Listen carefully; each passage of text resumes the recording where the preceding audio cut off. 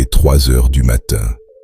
Tu es allongé dans ton lit, tes yeux sont fermés, ton corps est fatigué, mais ton esprit refuse de s'arrêter. Tu repenses à une conversation, à un problème, à une décision, à quelque chose qui pourrait arriver demain. Puis ton cerveau commence à construire des scénarios. Et si cela se passait mal? Et si je faisais une erreur? Et si les choses ne se déroulaient pas comme prévu? Et si? Pendant ce temps, la nuit avance et tu es toujours éveillé. Peut-être as-tu déjà vécu cela, peut-être même plusieurs fois, car il existe une chose étrange chez l'être humain. Nous avons une incroyable capacité à souffrir à propos d'événements qui ne se sont jamais produits. Nous imaginons, nous anticipons, nous prévoyons, nous nous inquiétons, comme si notre esprit était convaincu qu'en réfléchissant suffisamment, il pourrait contrôler l'avenir.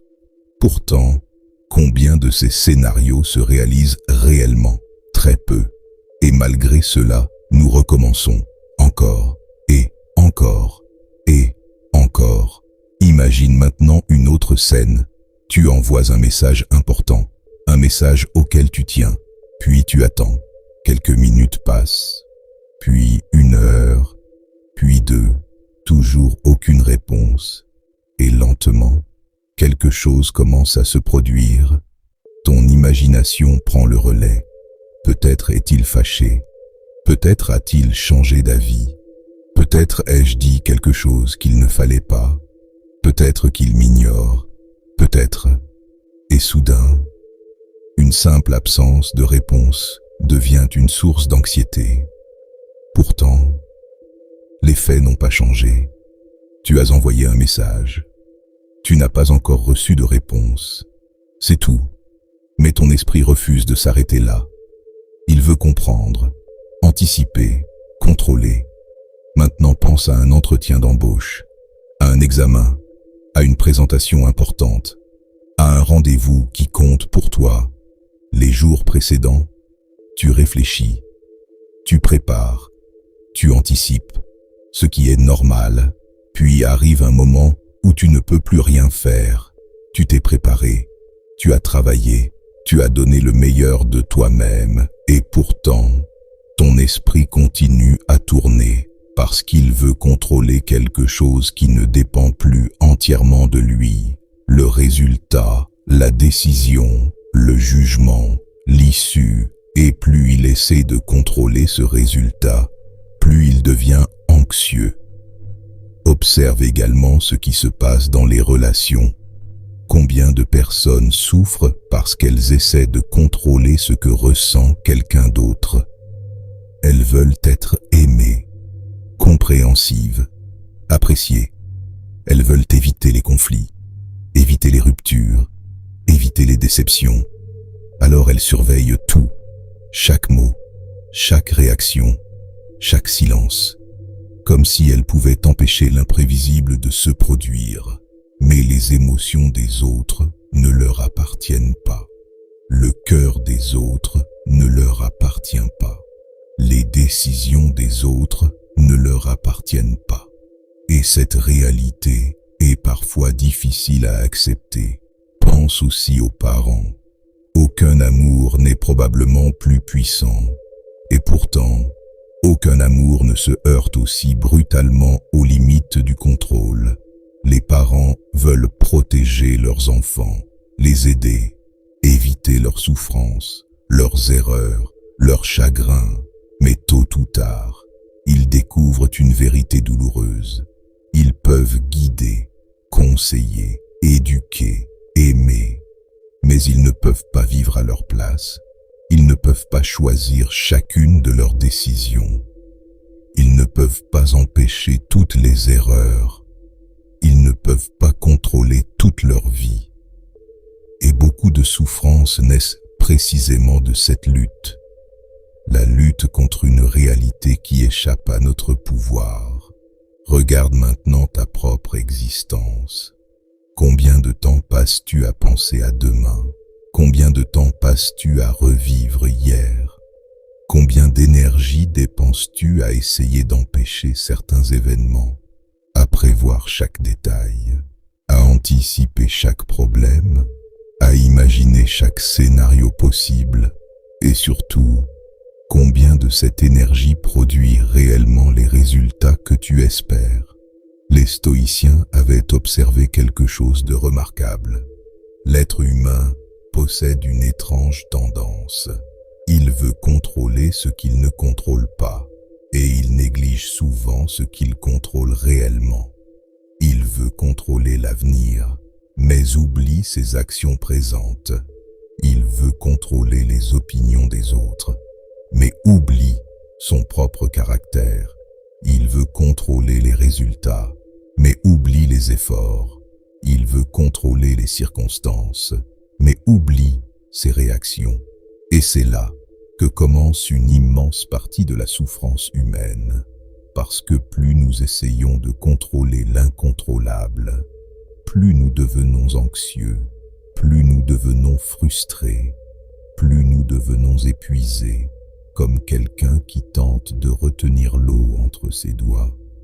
Aujourd'hui, nous allons explorer pourquoi nous avons tant besoin de contrôler, pourquoi cette illusion est si séduisante, pourquoi elle nous épuise autant, et surtout, comment les stoïciens ont découvert l'une des distinctions les plus puissantes jamais formulées, la distinction entre ce qui dépend de nous et ce qui n'en dépend pas, une idée vieille de 2000 ans, mais qui pourrait bien changer ta manière de vivre dès aujourd'hui. Commençons.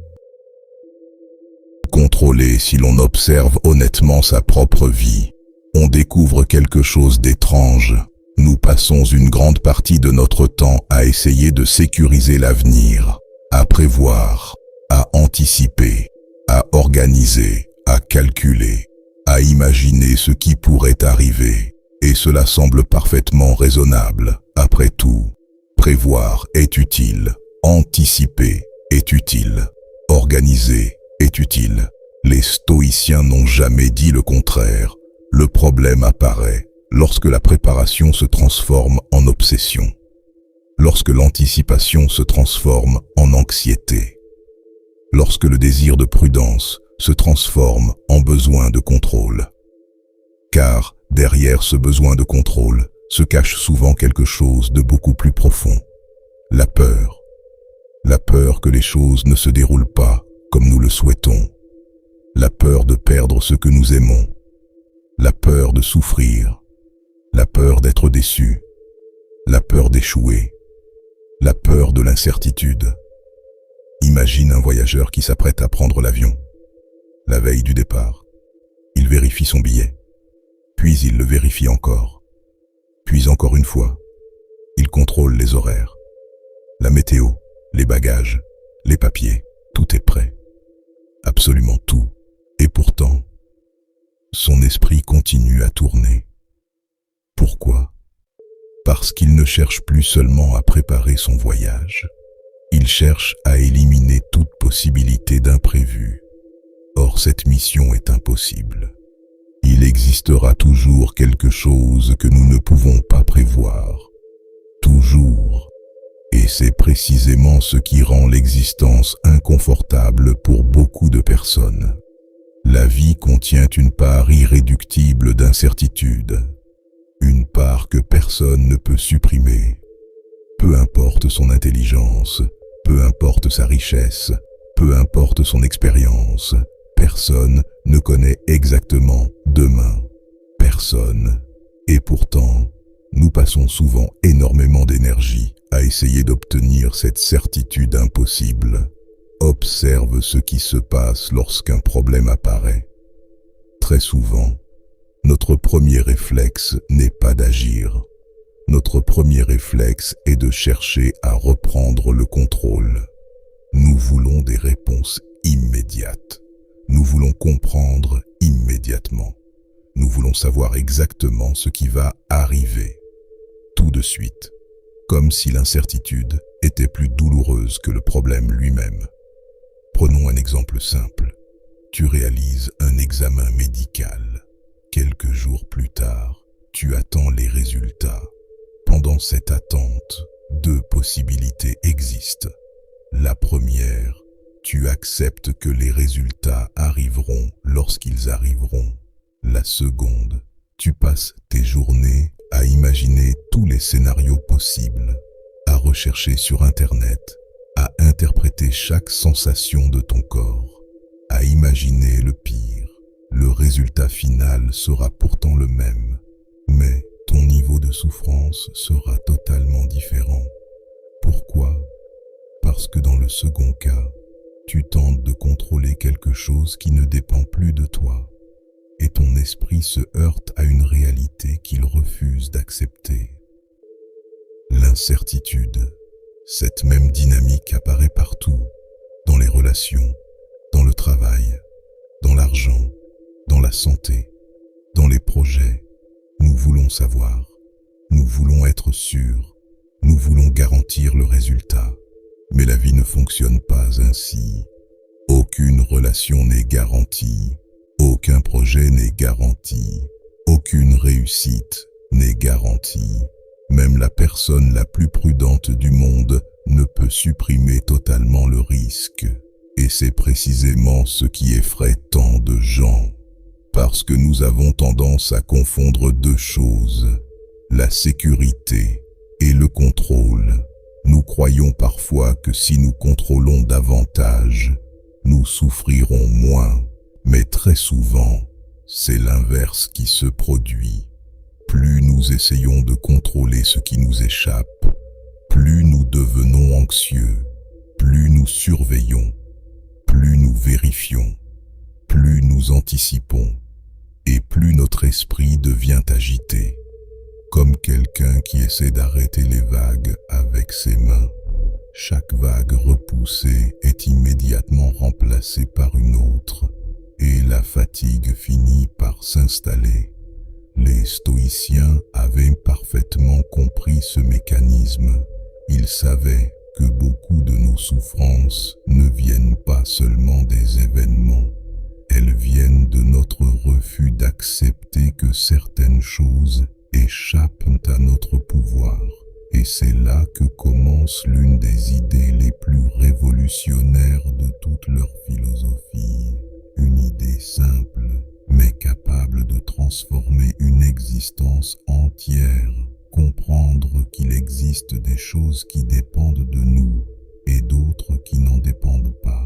Mais avant de découvrir cette distinction fondamentale, nous devons comprendre pourquoi nous nous trompons si souvent sur ce qui est réellement sous notre contrôle.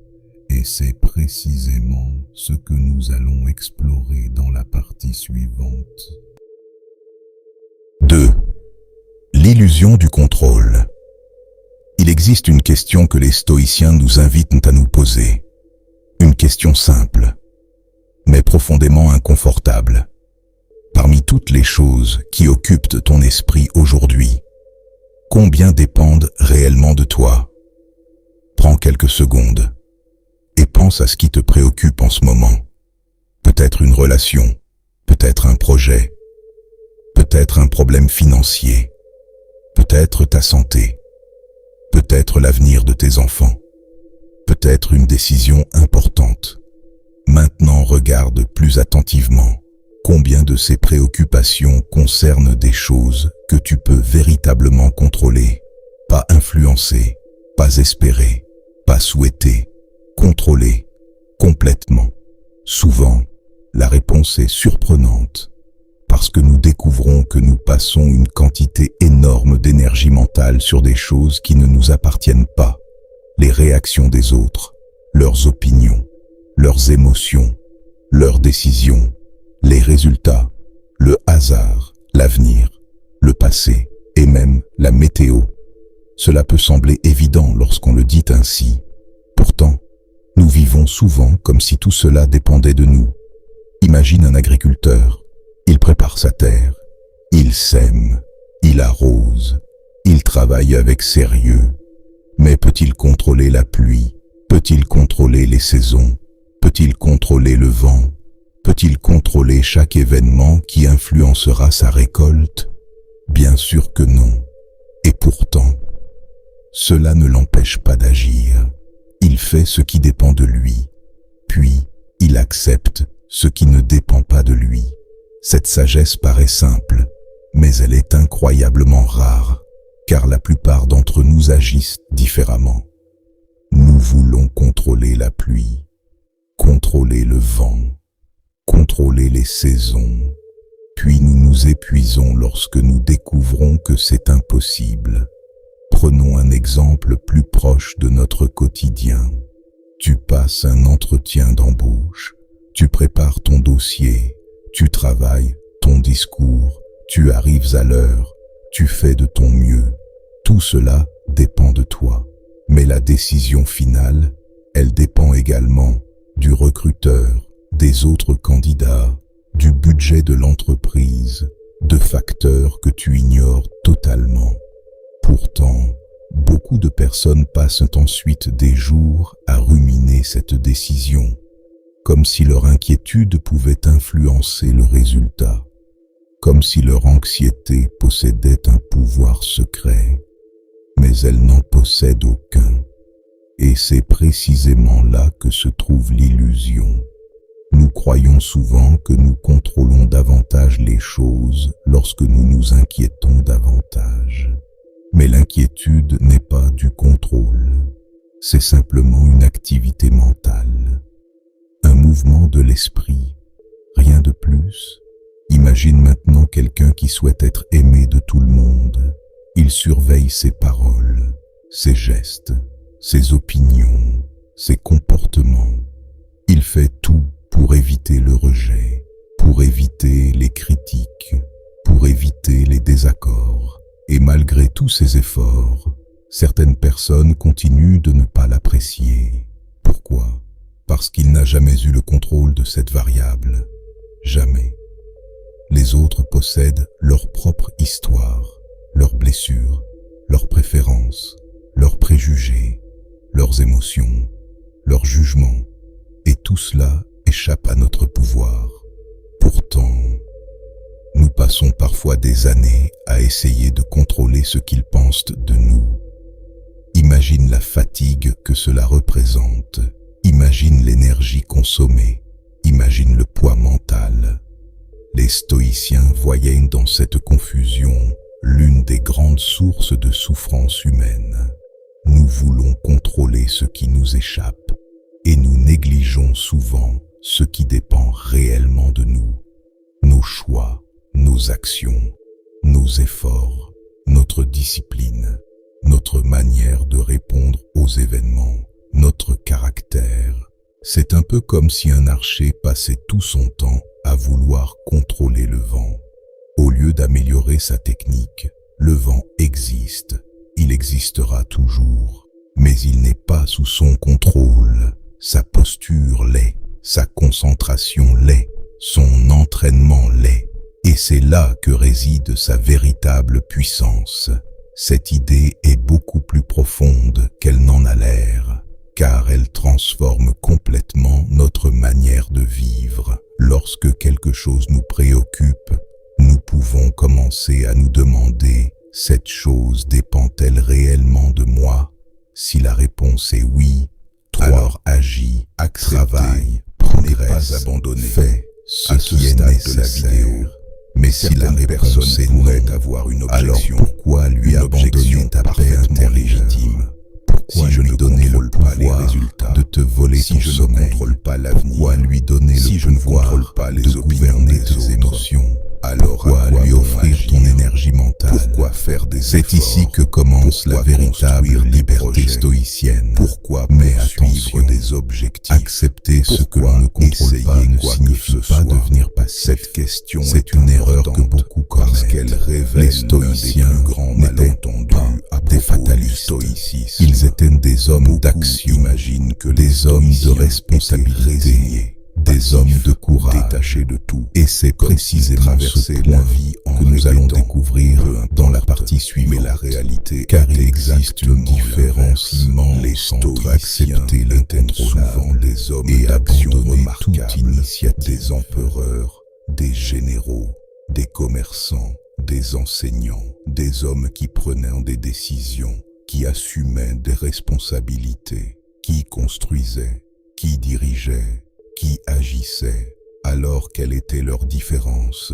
Ils avaient compris quelque chose de fondamental. L'action dépend de nous. Le résultat, lui, dépend de nombreux facteurs. Imagine un archer. Avant de tirer sa flèche, il peut choisir son entraînement, sa posture, sa concentration, la qualité de son geste. Tout cela dépend de lui. Mais une fois la flèche lâchée, quelque chose change. Le vent intervient, la distance intervient, les circonstances interviennent, des éléments qu'il ne contrôle plus apparaissent. L'archer stoïcien ne renonce pas à tirer. Au contraire, il s'entraîne avec sérieux, il vise avec précision, il donne le meilleur de lui-même, mais il ne confond pas son effort avec le résultat final. Et cette distinction change tout, parce qu'elle permet d'agir avec intensité, sans être dévoré par l'anxiété. Observe ce qui se passe lorsqu'une personne lance une entreprise.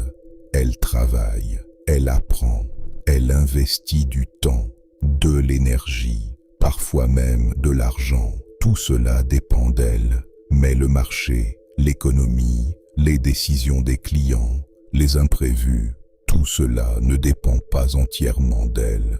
Pourtant, certaines personnes vivent comme si elles étaient responsables de chaque variable de l'univers, et cette responsabilité impossible devient un fardeau, un poids énorme, car elles ne cherchent plus seulement à faire leur part, elles cherchent à garantir le résultat, et c'est précisément là que commence la souffrance. Les stoïciens nous proposent une autre voie, une voie beaucoup plus exigeante qu'il n'y paraît. Faire tout ce qui dépend de nous, absolument tout, puis accepter sereinement ce qui n'en dépend pas. Remarque que cette philosophie ne réduit pas l'effort, elle le concentre. Au lieu de gaspiller notre énergie dans l'inquiétude, nous la dirigeons vers l'action. Au lieu de ruminer les résultats, nous améliorons notre préparation. Au lieu de vouloir contrôler le monde, nous travaillons sur nous-mêmes. Et c'est souvent là que naît une forme de puissance intérieure. Car lorsque nous cessons de lutter contre l'incontrôlable, une quantité immense d'énergie devient disponible. Pense à quelqu'un qui prépare un examen. 2 étudiants peuvent travailler exactement le même nombre d'heures. Le premier étudie, puis passe ses soirées à imaginer l'échec, à craindre les résultats, à s'inquiéter, à ruminer. Le second étudie avec la même intensité. Mais lorsqu'il a terminé sa préparation, il accepte que le résultat ne lui appartienne plus totalement. Lequel sera le plus serein? Lequel dormira le mieux? Lequel utilisera le mieux son énergie? Très souvent, le second, parce qu'il ne porte pas un poids qui n'est pas le sien. Et cette idée s'applique à presque tous les domaines de la vie.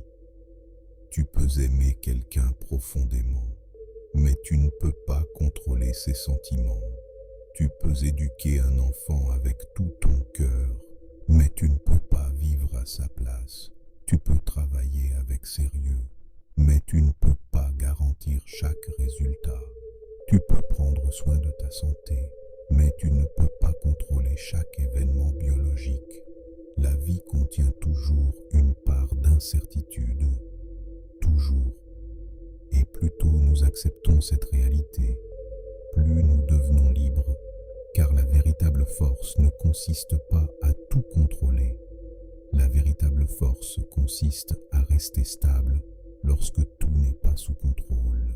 C'est cela que les stoïciens admirer, pas l'homme qui maîtrise le monde, mais l'homme qui se maîtrise lui-même au milieu de l'incertitude.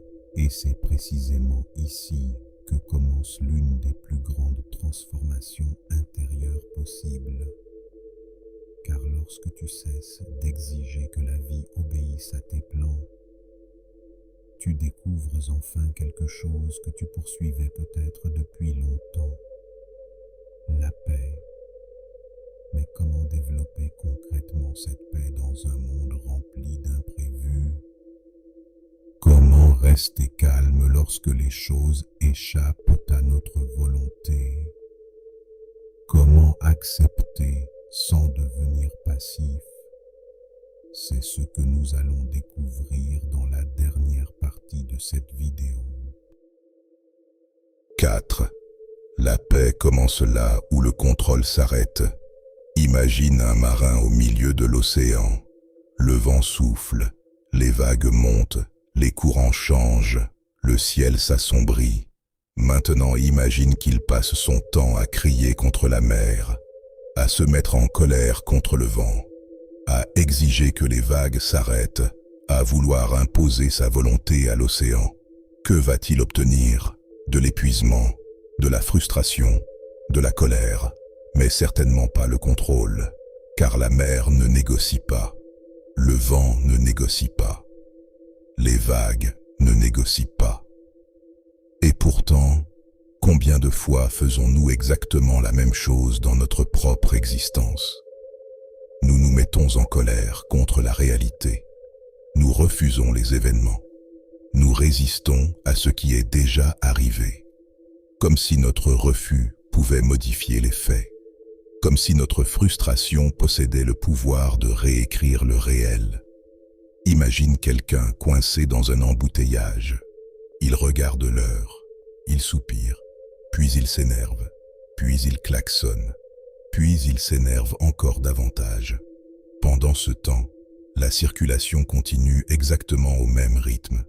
Rien n'a changé, sauf une chose, sa tranquillité intérieure. Elle a disparu. Pourquoi?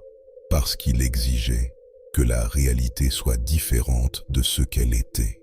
Et cette lutte est souvent au cœur de nombreuses souffrances, non pas l'événement lui-même, mais notre refus de l'événement, non pas la pluie, mais notre colère contre la pluie, non pas l'attente, mais notre refus d'attendre, non pas l'incertitude, mais notre exigence de certitude. Les stoïciens avaient compris une vérité extraordinaire.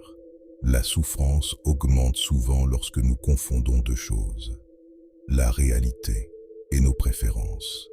Nous préférons certaines choses. C'est normal. Nous préférons la santé à la maladie, le succès à l'échec, la paix au conflit, la stabilité au chaos. Mais lorsque nous transformons nos préférences en exigences, nous devenons fragiles, très fragiles, parce que la vie ne nous a jamais promis de satisfaire toutes nos exigences. Jamais. Imagine un joueur d'échecs. Peut-il choisir le prochain coup de son adversaire? Non. Peut-il choisir les imprévus de la partie? Non. Peut-il choisir chaque circonstance? Non. Mais il peut choisir sa réponse. Toujours. Et c'est là que réside son véritable pouvoir. La vie fonctionne souvent de la même manière. Nous ne choisissons pas toutes les situations. Nous ne choisissons pas tous les événements. Nous ne choisissons pas toutes les difficultés. Mais nous choisissons constamment notre manière d'y répondre. Et c'est précisément là que commence la liberté intérieure. Prenons un exemple plus profond. Imagine que tu travailles depuis des années sur un projet. Tu investis du temps, de l'énergie, de l'espoir. Puis un jour, quelque chose échoue, quelque chose s'effondre. Ton premier réflexe sera probablement la douleur. Et c'est normal. Les stoïciens ne demandaient pas aux êtres humains de devenir des pierres. Ils savaient que nous ressentons, que nous souffrons, que nous sommes affectés, Mais il nous invitait à faire attention à ce qui vient ensuite, car après la douleur vient souvent la révolte. Ce n'est pas juste. Cela n'aurait pas dû arriver. Pourquoi moi? Et parfois, nous restons bloqués dans cette lutte pendant des semaines, des mois, parfois des années, non pas contre l'événement, mais contre le fait que l'événement ait existé. Comme si nous étions en guerre contre le passé. Or, personne n'a jamais gagné une guerre contre le passé. Personne. Ce qui est arrivé, et plus tôt nous l'acceptons, plus tôt notre énergie redevient disponible. Disponible pour reconstruire, disponible pour agir, disponible pour avancer. Les stoïciens appelaient cela l'acceptation. Mais attention, pas la résignation. L'acceptation ne consiste pas à abandonner. Elle consiste à regarder la réalité en face, sans la nier, sans la combattre inutilement, sans exiger qu'elle soit différente, puis à se demander « Très bien, cela est arrivé. Que puis-je faire maintenant ?» Cette question est incroyablement puissante parce qu'elle ramène immédiatement notre attention vers ce qui dépend de nous, vers l'action, vers la responsabilité, vers le présent. Et c'est précisément là que la paix commence à apparaître, pas lorsque la vie devient parfaite, pas lorsque tous les problèmes disparaissent, pas lorsque tout est sous contrôle, mais lorsque nous cessons d'exiger que tout soit sous contrôle pour pouvoir être en paix. Car la vérité est peut-être celle-ci. La plupart des événements qui te préoccupent aujourd'hui continueront d'échapper à ton pouvoir. L'avenir restera incertain. Les autres resteront imprévisibles. La vie continuera à surprendre. Mais cela n'empêche pas la sérénité. Au contraire, la sérénité naît souvent lorsque nous acceptons enfin cette réalité. Et lorsque cette acceptation devient profonde, une forme de calme apparaît. Un calme que les circonstances ne peuvent plus totalement détruire.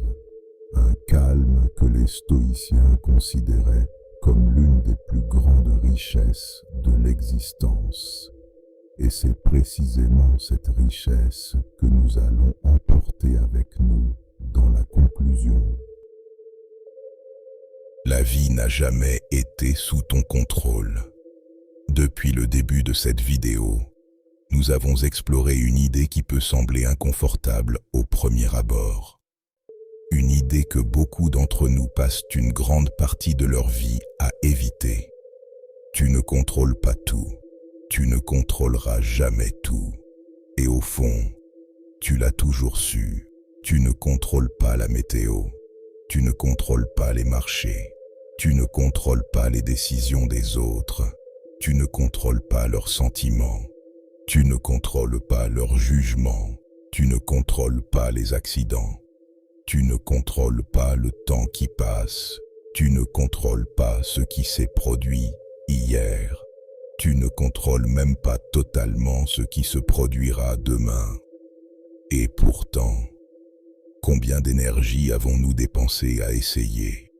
Combien de nuits passées à anticiper? Combien de scénarios imaginés? Combien de discussions rejouées dans notre tête? Combien d'inquiétudes à propos d'événements qui ne sont jamais arrivés? Combien de souffrances fabriquées par notre propre désir de certitude?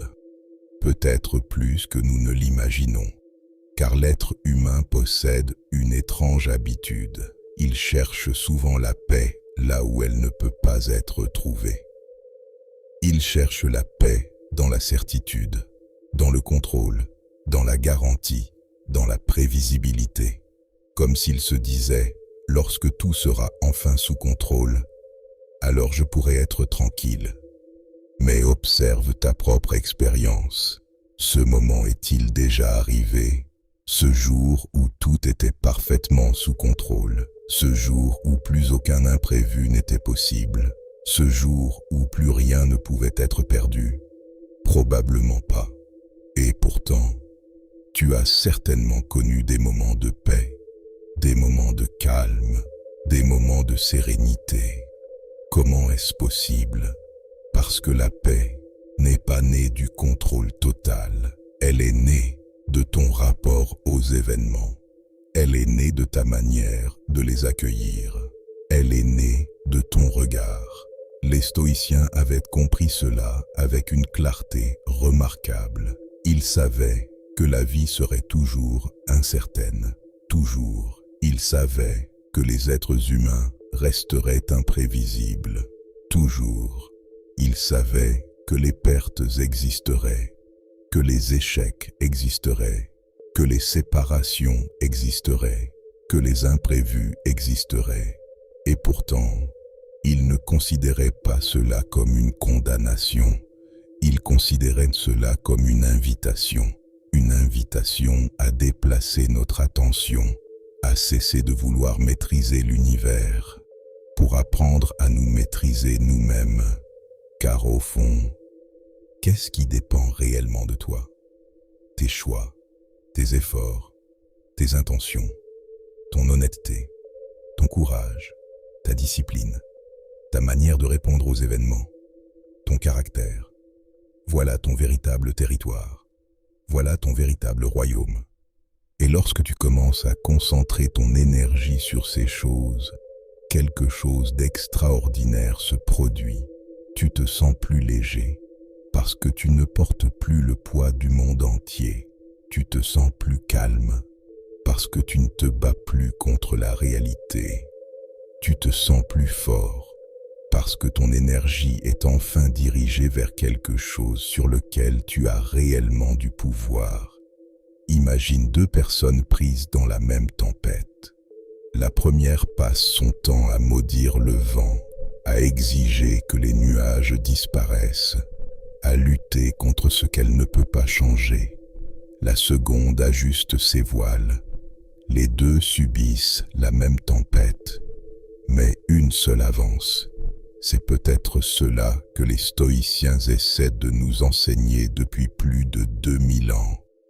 La sagesse ne consiste pas à obtenir une vie sans tempête. La sagesse consiste à apprendre à naviguer malgré elle, car la vie continuera à surprendre. Les plans continueront parfois à échouer. Les gens continueront parfois à nous décevoir. L'avenir continuera à rester mystérieux. Et c'est très bien ainsi, parce que la liberté n'est pas de tout contrôler. La liberté est de ne plus avoir besoin de tout contrôler pour être en paix. Lorsque cette vérité s'installe profondément en nous, nous cessons progressivement de vivre dans la peur permanente de l'imprévu. Nous cessons de vouloir tout retenir, tout prévoir, tout sécuriser, tout maîtriser. Et nous découvrons quelque chose de beaucoup plus précieux, la confiance. Non pas la confiance que tout ira comme prévu, mais la confiance que nous saurons faire face à ce qui arrivera. Et cette confiance change tout, parce qu'elle remplace l'anxiété par la stabilité, la peur par le courage, l'agitation par le calme. Alors continue à préparer, continue à agir, continue à construire, continue à poursuivre ce qui te semble juste. Mais n'oublie jamais ceci. Tu n'as pas besoin de contrôler toute la mer pour tenir la barre de ton navire. Merci d'avoir passé ce moment avec moi. Et souviens-toi, la paix intérieure commence souvent au moment où l'on cesse enfin de vouloir contrôler ce qui ne nous appartient pas. À très bientôt pour une nouvelle réflexion sur l'art de se gouverner.